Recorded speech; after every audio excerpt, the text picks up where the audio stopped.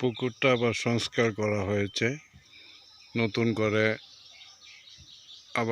করে খনন করা হয়েছে। এখন আবার মাছের জন্য তৈরি করা হবে, চুন প্রয়োগ করা হবে। চুন প্রয়োগ করার পর পুকুরে পানি দিতে হবে।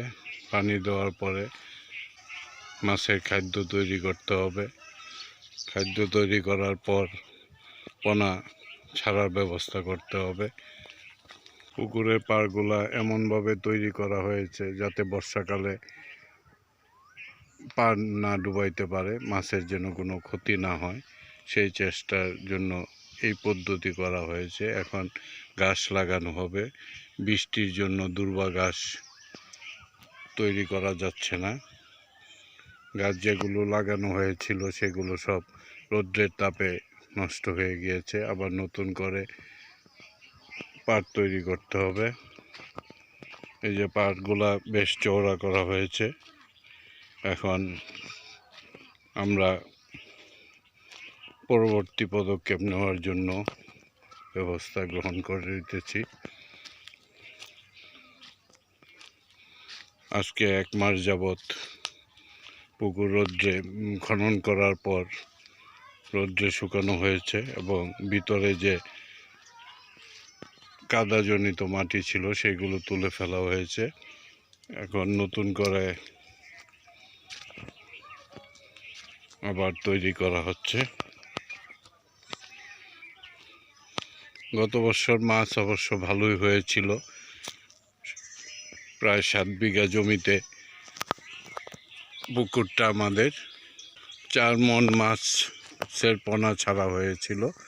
এইবার মাছ তোলার পর প্রায় 40 মণের মতো মাছ বিক্রি করা হয়েছে। মাছের সাইজ একদম ছোট ছিল না। ঘাস কাপ, সরপুঁটি, সিলভার কাপ সবগুলাই প্রায় 1 কেজির মতো হয়েছিল। সব মিলিয়ে কার্পু এবং মিরকা মাছ সে বৃদ্ধি একটু কম হয়েছে। সময় তো খুব কম ছিল, আর পরে শীত আসার কারণে মাছের চাষটা সুবিধা হয় নাই। আর যেহেতু ফাল্গুন মাস চলে আসতেছিল, কাজেই মাঘ মাসের শেষে আমরা এই মাছগুলো তুলে বিক্রি করে ফেলেছি পুকুরটাকে খনন করার জন্য। এখন এই যে পুকুর, মাছের পোনা ছাড়ার পর আবার আপনাদেরকে দেখাবো। তবে আমি 4 থেকে 5 মাসের ভিতরে যতটুকু পেয়েছি আশানুরূপ লাভ হয়েছে। যা মানুষ বলে যে কার্প মাছে খুব একটা লাভ করা যায় না, আসলে যদি সঠিকভাবে যত্ন করা যায় এবং মাছের খাদ্য ঠিকমতো দেওয়া যায় তাহলে মাছের বৃদ্ধি ভালোই হয়। কারণ আমার ঘাস কাপ মাছগুলা প্রায় 1 কেজি হয়েছিল, সরপুঁটি 700-800 গ্রাম হয়েছিল, সিলভার কাপ 1 কেজির উপরে ছিল, রুই মাছ আধা কেজির মতো হয়েছিল।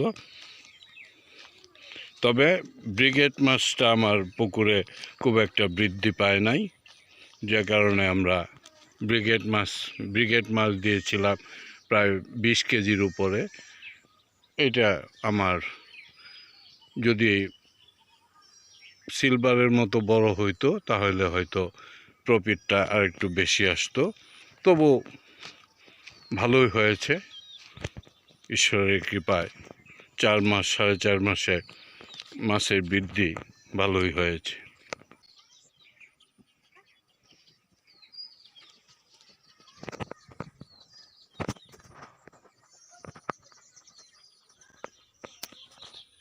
যাক, আজকে এখানেই শেষ করলাম। পরবর্তীতে আপনাদেরকে পুকুর তৈরি করার পর আপনাদেরকে আমি আবার জানাবো কি কি মাছের পোনা ছাড়লাম এবং কি কি পদ্ধতিতে মাছ বড় করা যায়, সেইগুলো আপনাদের সামনে হাজির করব। ধন্যবাদ।